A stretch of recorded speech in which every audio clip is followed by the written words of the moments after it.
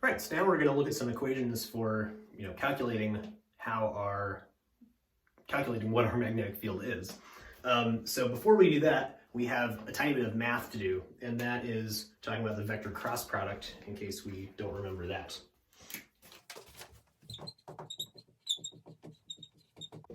So our vector cross product looks like this, right? We have vector v1 cross vector v2, and that gives us some third vector. So unlike the dot product, which gives us a scalar quantity, the cross product gives the result that is a vector quantity. So v1 cross v2 here is equal to, I don't know, some vector v3 rather than some scalar quantity. Okay, so the magnitude of this is equal to the magnitude of the two vectors. So these are scalar quantities, times the sine of the angle between the two vectors.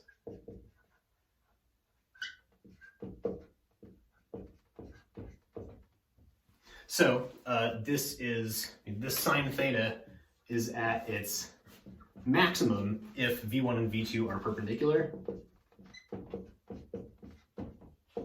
and it is equal to 0 if v1 is parallel to v2. Right? Because if they are parallel, then the angle between them is 0 degrees, and the sine of 0 degrees is 0, so your cross product just has a 0 magnitude. It is the 0 vector. So that tells us how big this cross product is. We will also want to know what direction it is in.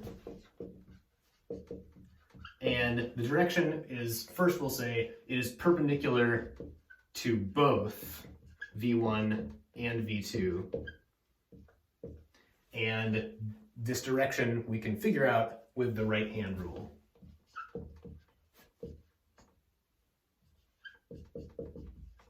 Okay, so the right-hand rule.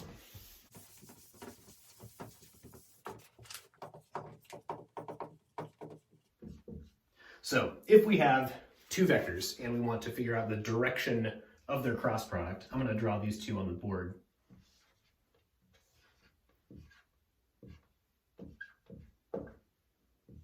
So v1 is up and to the right, v2 is also up and to the right in some slightly different direction. So the right-hand rule we apply like this, and before I do this, I'm going to say there are probably a half dozen different ways that this is taught in different textbooks.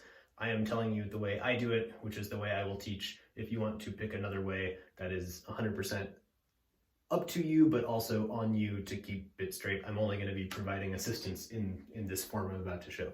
Okay, so the way I do the right-hand rule is I point my fingers, so with my hand straight, I point my fingers in the direction of the first vector. And I should say, so we're interested in v1 cross v2 in that order, and this is because the cross product is not commutative. So v1 cross v2 is not equal to v2 cross v1. They're different by a minus sign. So if we want v1 cross v2, first thing we do is point fingers, and I use like an open hand, all of my fingers, in the direction of the first vector. So that is v1 for us.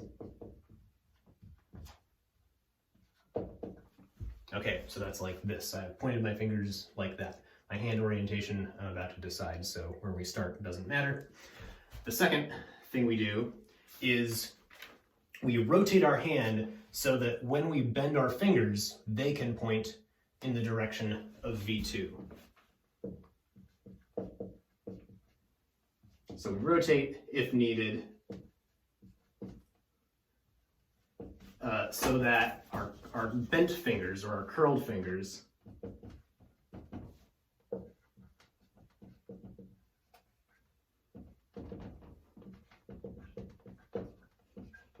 So I point my hands in the direction of v1, and to get my fingers to point in the direction of v2 when I bend them, I'm going to need to turn it around like this. So this is the only way that I can do that. Okay, so then the third step is it. When I have successfully done that, my thumb, when extended, is pointing in the direction of the cross product.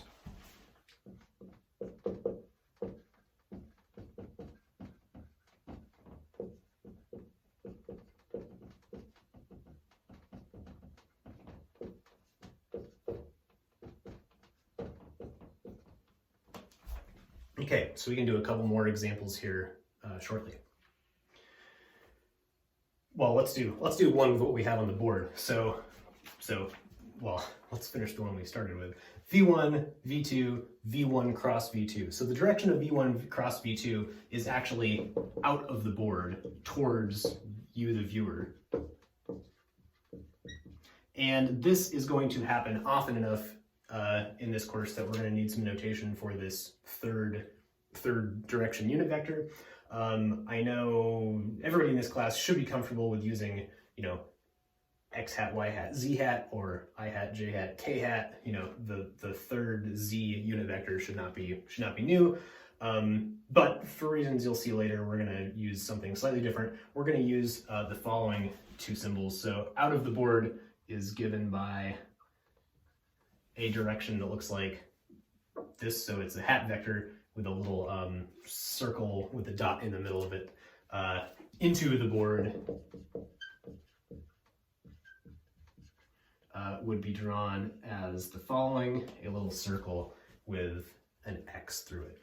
So the way to remember this is like an arrow, like bow and arrow. So if it's pointed towards you, this is the business end pointing towards you out of the board. This is, I guess, the like fletching on the back of the arrow, right? The feathers, you're looking at that if it's going into the board. Okay, cool. So V1 cross V2 in this case is out of the board. If we make one small change and see what we get here, if I want V2 cross V1, so that is this vector cross this vector, then I point my fingers in the direction of V2, then I have to rotate my hand so that I can bend the fingers in the direction of V1, so that is like that, and my thumb then is pointing into the board, so V2 cross V1 has a direction into the board, the opposite of V1 cross V2.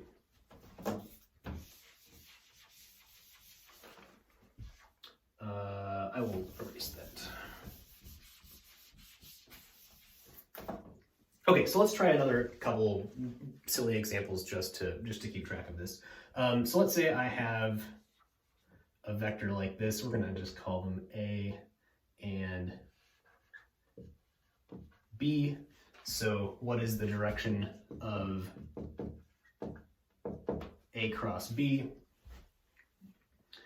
So here, I'm going to get on the other side of the board.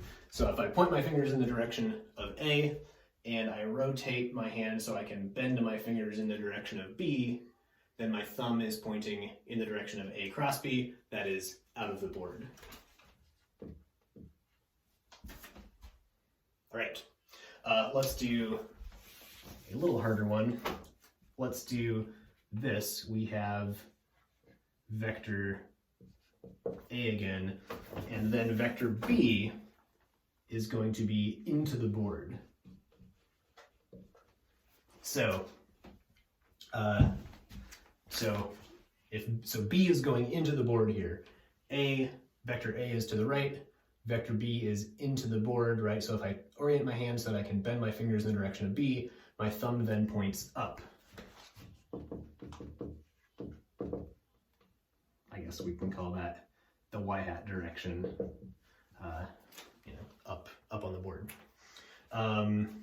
Let's do one last one, and that will be this.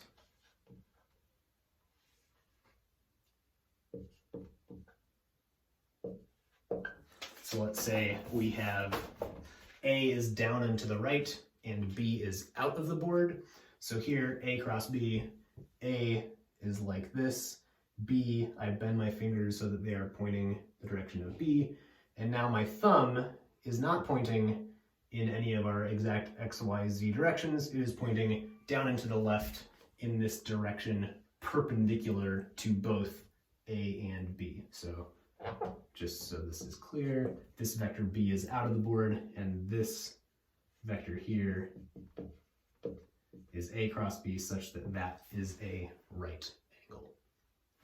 All right, so that is our review of vector cross products. We're going to need that shortly when we talk about the Biot-Savart law.